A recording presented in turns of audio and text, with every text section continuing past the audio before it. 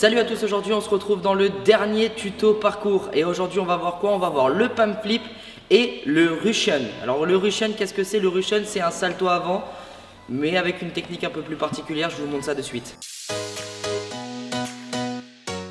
Alors on va partir tout simplement sur une course d'élan comme d'habitude et on va percuter le sol en pied décalé comme on a vu précédemment. Contrairement au salto avant, les bras vont pas partir d'en haut mais d'en bas et vont monter par derrière. Le regard va être fixé droit devant et on va pousser sur les jambes et engager une rotation normale comme un salto avant après. Petits conseils mais surtout quelques petites choses à ne pas faire.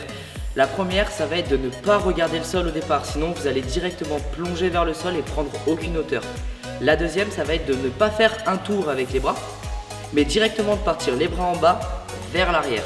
Et la dernière, ça va être tout simplement comme pour le salto avant, ne pas tourner la tête sur le côté pour bien rester dans l'axe. Alors, si vous allez faire le salto avant et que maintenant vous allez faire le Russian, il va falloir choisir lequel faire et dans quelles circonstances.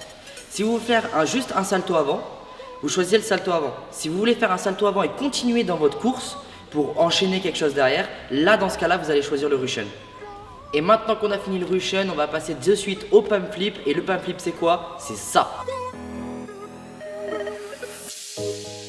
Ok, alors tout d'abord, il va falloir que vous trouviez la distance par rapport au mur à laquelle vous devez être lors de l'impulsion.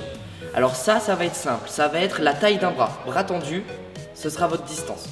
Une fois que vous avez trouvé la distance à laquelle vous devez vous mettre du mur lors de l'impulsion, vous allez prendre une petite course d'élan et tout simplement sauter et poser les mains contre le mur, bras tendus, à la largeur des épaules.